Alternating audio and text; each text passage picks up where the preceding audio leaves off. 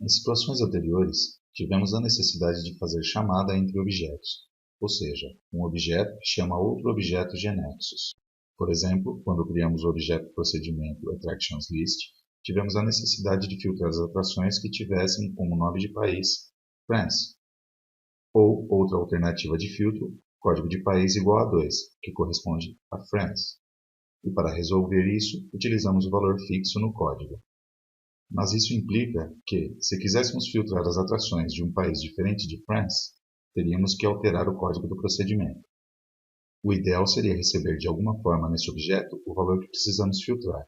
Em outras palavras, que outro objeto genexus permitisse ao usuário escolher esse valor. E na sequência enviasse como parâmetro o valor para o objeto procedimento, para que este exiba as atrações filtrando o país com o valor recebido. Veremos na continuação, mediante este exemplo, como implementar a comunicação entre objetos genexus. Para iniciar, devemos criar um objeto que seja capaz de oferecer uma tela para pedir valores ao usuário e fazer alguma coisa com esses valores. O objeto que permite isso é o WebPanel, que estudaremos em detalhe mais adiante. Neste momento, digamos que se trata de um painel visual muito flexível que permite solicitar dados ao usuário, exibir informações da base de dados ou de outras fontes, entre outras coisas. Por exemplo, o WorkWith de atrações foi desenvolvido automaticamente pelo GeneXus como um objeto WebPanel. Então, vamos criar um objeto WebPanel com o nome de Enter Attractions Filter.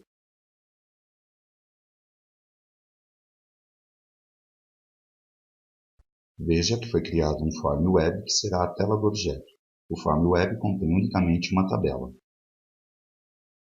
Adicionamos a variável CountryID. Ao nomear uma variável igual ao nome do atributo, ela ficará baseada no atributo e, portanto, assume o mesmo tipo de dados. Dessa forma, sempre que alteramos o tipo de dados do atributo, por exemplo, para numérico 10 ao invés de numérico 4, a variável automaticamente será alterada refletindo esse novo valor. Agora, alteraremos as propriedades da variável e veremos que sua propriedade controlType está configurada com o valor edit. Isso significa que quando a WebPanel for executada, este campo ficará esperando o usuário digitar um valor numérico, mas não fornecerá nenhuma ajuda para escolher quais valores existem na base de dados e nem a que país corresponde. Vamos mudar o tipo de controle para Dynamic Combo Box. Dessa forma, será exibido para o usuário uma série de valores extraídos da base de dados, para que o usuário selecione o desejado. Quais valores? Os valores do atributo CountryID. Significa que a tabela Country será lida e os valores de Country IDs serão carregados no combo. Mas como os códigos não dizem muita coisa, se bem que a variável vai armazenar um código de país, o que será mostrado ao usuário na tela é o conteúdo do atributo que indicamos aqui.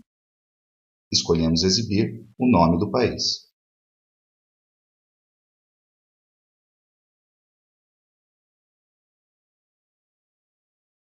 E podemos ver que aparece uma pequena flecha indicadora de combo. Resumindo, será exibido em execução um combo que apresentará a lista de países da base de dados, para escolher o que nos interessa. Adicionamos um botão no WebForm. É solicitado que indiquemos o nome do evento que esse botão terá associado. Colocamos List Attractions by Country. E podemos ver que o texto do botão assume o mesmo nome do evento, por padrão. Se posicionamos sobre o botão, pressionamos o botão direito e escolhemos Go to Event, podemos ver que foi criado um evento com esse nome. Somos posicionados automaticamente na aba Events. E o cursor está à espera do código que será executado quando o evento for disparado. O disparo irá ocorrer quando o usuário pressionar o botão associado ao evento. O que precisamos fazer neste momento é chamar o objeto procedimento AttractionsList, que exibe as atrações, e enviar o país que queremos filtrar como parâmetro. Observemos que no momento de pressionar o botão e executar esse código, a variável CountryID conterá o código do país referente ao país escolhido pelo usuário no combo box na tela. Anteriormente, aprendemos que uma variável é uma porção de memória na qual damos um nome e nos serve para guardar um dado de forma temporária, e que cada objeto tem sua seção de variables. Ou seja, as variáveis que são definidas num objeto são conhecidas somente dentro do escopo deste objeto. Sendo assim, se dois objetos têm a variável CountryID definida, mesmo possuindo o mesmo nome, se tratará de duas variáveis distintas. Então, como fazer para que um objeto A possa chamar um objeto B em um dado momento passando valores? e que o objeto B possa carregar em suas variáveis internas os valores que foram enviados para poder fazer alguma coisa com essa informação. Para que um objeto possa receber valores, comumente chamado de parâmetros, devemos ir à sua seção Rules e definir a regra parm. Essa regra parm declara os parâmetros que o objeto possa receber e ou devolver ao objeto chamador. Como em nosso exemplo, quem vai receber os valores é o objeto procedimento AttractionsList, abrimos o objeto e vamos à sua seção de regras. Escrevemos. Vejamos que na Toolbox é disponibilizada todas as regras que esse objeto suporta, entre elas a parm. Poderíamos ter arrastado a regra da Toolbox no lugar de digitá-la. Na sintaxe da regra parm é suportado trabalhar com atributo ou variável. Depois veremos o caso dos atributos. Neste momento, vamos trabalhar apenas com o caso das variáveis. Com in, estamos indicando que a variável countryID será um parâmetro de entrada. Isso significa que somente será utilizada para receber o valor do objeto chamador, não para devolver. Podemos omitir essa informação e deixar que GNexus descubra automaticamente. Digitamos o nome da variável, mas não temos ela como variável no objeto. Para fazer isso, uma das formas é posicionarmos o cursor sobre o nome, acionar o botão direito do mouse e escolher Add Variable. Se passamos para a aba Variables, podemos ver que a variável foi definida baseada no tipo do atributo countryID. Isso se deve ao fato de nomearmos a variável igual ao nome de um atributo. No procedimento, definimos a variável com o mesmo nome e tipo de dados que usamos no webpanel onde o usuário informa o país. No entanto, como foi comentado, são duas variáveis diferentes, uma válida somente no webpanel e a outra no procedimento. Poderíamos ter colocado nomes diferentes nas variáveis, em ambos os objetos. Mas para que a comunicação e a passagem de informação seja correta, o tipo de dados deve coincidir entre objeto chamador e chamado. Agora, nosso procedimento está preparado para receber um código de país enviado pelo webpanel Enter Attractions Filter. Agora, resta eliminarmos o filtro fixo que tínhamos, o valor 2 de país, no foreach, e trocar pela variável cujo valor é recebido como parâmetro. Observemos que ao ter definido a regra parm dessa forma, de agora em diante, qualquer objeto que chame o procedimento poderá e deverá passar o valor do código do país. Este procedimento já não poderá ser chamado sem enviar um valor desse tipo. É por essa razão que o procedimento AttractionsList não aparece mais no Developer Menu. No caso do webpanel, tínhamos esse valor numa variável, mas se tivéssemos o dado num atributo, incluiríamos dentro do parênteses o atributo correspondente. Também poderíamos passar diretamente um valor, e no caso de ter que passar dois ou mais valores, enviaríamos vários atributos, e ou valores explícitos, e ou variáveis separadas por vírgula. Esses parâmetros também são declarados na regra parm de forma ordenada e separados por vírgulas. Evidentemente que um objeto que não recebe parâmetros não deve declarar a regra parm. Vamos testar o que foi feito. Aperte F5. O procedimento AttractionsList já não aparece no Developer Menu. Agora, somente podemos chamá-lo através do webpanel. No combo do país, escolhemos France e pressionamos o botão. Ao escolher o valor France no Dynamic Combo, internamente foi selecionado o valor do código France, nesse caso o valor 2, e esse valor é o que se envia no procedimento AttractionsList. O relatório é executado, mostrando somente as atrações do país France. Vamos imaginar que agora queremos listar todas as atrações cujos nomes se encontram entre dois valores escolhidos pelo usuário, por exemplo, entre as letras A e D. Para isso, vamos adicionar no webpanel que criamos previamente a possibilidade do usuário informar um nome inicial e um nome final, para que, pressionando um botão, chame um relatório que exiba todas as atrações turísticas cujos nomes se encontram dentro deste range. Vamos até o webpanel Enter Attractions Filter e adicionamos uma tabela com duas variáveis. Attraction Name From, baseada na definição do atributo Attraction Name,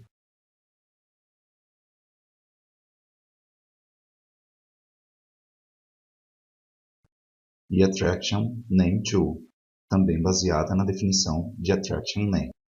Como já comentamos, isso significa que a definição da variável está amarrada com a definição do atributo, e quando alteramos o tipo de dados do atributo, automaticamente é modificada a definição da variável. Depois adicionamos um botão com o evento ListAttractionsByName.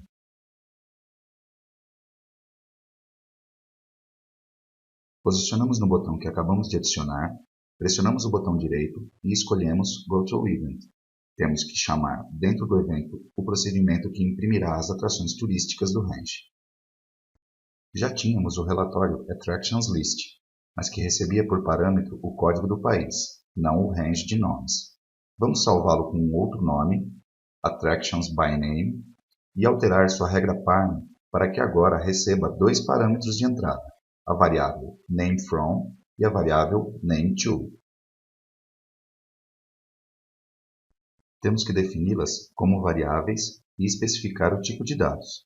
Clicamos com o botão direito sobre a primeira variável e pressionamos Add Variable. E editando suas propriedades, baseamos sua definição no atributo AttractionName. Fazemos o mesmo com NameTo.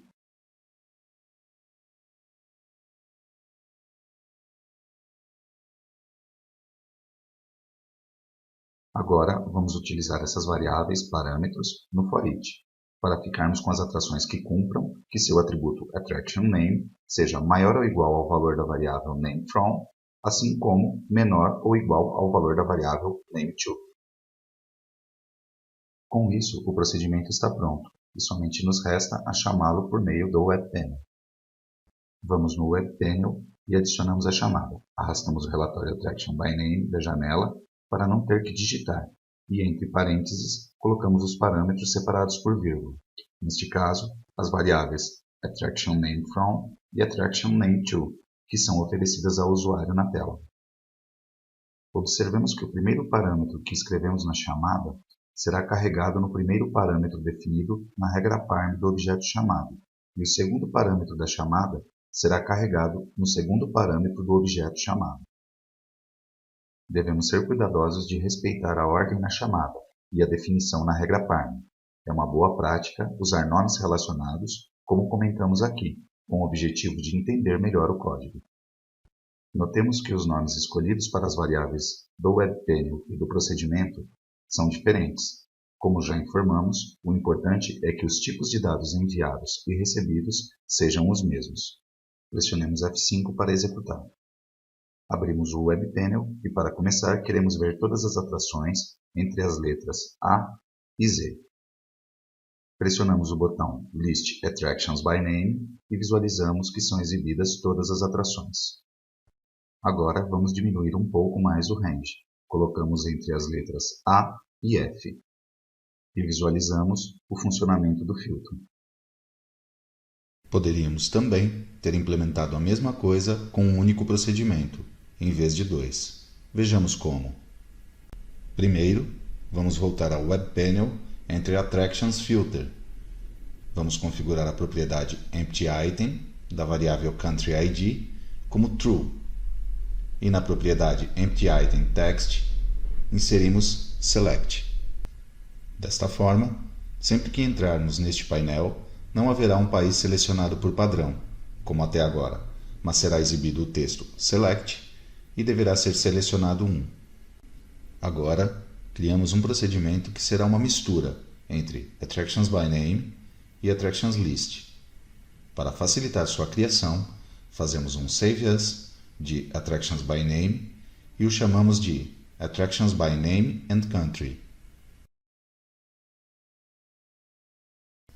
Neste novo procedimento, devemos receber três parâmetros, que corresponderão aos três filtros que criamos no WebPanel. Portanto, adicionamos àqueles que já inserimos a variável CountryID e a adicionamos à lista de variáveis deste procedimento. Na seção Source, adicionamos outra cláusula WHERE para contemplar o filtro por país. WHERE CountryID é igual à variável CountryID. Agora, Precisamos apenas criar um novo botão no Web Panel para executar este procedimento. Removemos os dois que havíamos criado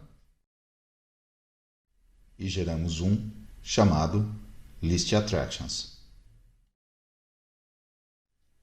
Clicamos com o botão direito do mouse sobre ele e, em seguida, Go to Event, para programar seu funcionamento. Comentamos os eventos anteriores, pois não vamos utilizá-los, e a partir do novo evento, invocamos o novo objeto procedimento criado, Attractions by Name and Country, passando por parâmetro as 3 variáveis que criamos e que são oferecidas ao usuário na tela, Country ID, Attraction Name From e Attraction Name To. Salvamos as alterações e executamos a aplicação para testar o funcionamento. Selecionamos, por exemplo, o país França e queremos que nos mostre apenas as atrações com nomes que começam com as letras de F a Z. Pressionamos o botão List Attractions e vemos que filtra corretamente o que queremos. Agora, se por exemplo, selecionamos novamente o país França e não inserimos filtros por nome, pois nos interessam todas as atrações deste país, se pressionamos o botão, observamos que nenhuma atração aparece na lista. O mesmo acontece se não escolhermos nenhum país e queremos filtrar as atrações apenas por nome, independentemente do país. Suponhamos que queremos ver as atrações compreendidas entre A e T. Pressionamos o botão List Attractions e vemos que a lista aparece vazia. Por que isso acontece? Isso ocorre porque nas cláusulas where do procedimento não consideramos a possibilidade de que algum dos valores das variáveis pudesse estar vazio, ou seja, que o usuário não insira nenhum valor nesse filtro. Para resolver isto, utilizamos as cláusulas when. Ao utilizar a cláusula when, na sequência da definição da cláusula where, estamos indicando que queremos aplicar uma restrição a esta última. Veremos em vídeos futuros mais detalhadamente seu funcionamento. Por exemplo, para o caso do nosso primeiro where, adicionamos ao final when, not, named from, is empty, ou seja, quando a variável named from não tenha valor vazio. O mesmo fazemos para as outras duas condições. O que estamos fazendo aqui é indicar que queremos que seja aplicada a condição do where somente quando a variável tem algum valor atribuído, ou seja, quando não estiver vazia. Caso contrário, não será aplicada esta cláusula e continuará com a linha seguinte. Agora sim, salvamos e executamos novamente com F5. Selecionamos o país França e não aplicaremos filtro por nome. Pressionamos o botão List Attractions. A lista com todas as atrações da França aparece como esperávamos. Agora testaremos deixando o país sem selecionar e queremos que sejam listadas as atrações compreendidas entre A e G. Vemos que aparecem na lista todas as atrações que atendem a esta condição, independentemente do país, que é exatamente o que procurávamos. Como acabamos de ver, fazendo desta maneira, podemos filtrar apenas por país, somente por nome ou por país e por nome, além de ter apenas um procedimento e um único botão em nosso Web Panel. Para finalizar, enviaremos tudo o que desenvolvemos para o GeneXus Server. No próximo vídeo, veremos outras formas de enviar e receber parâmetros, incluindo os efeitos de colocar um atributo na regra parm, no lugar de uma variável.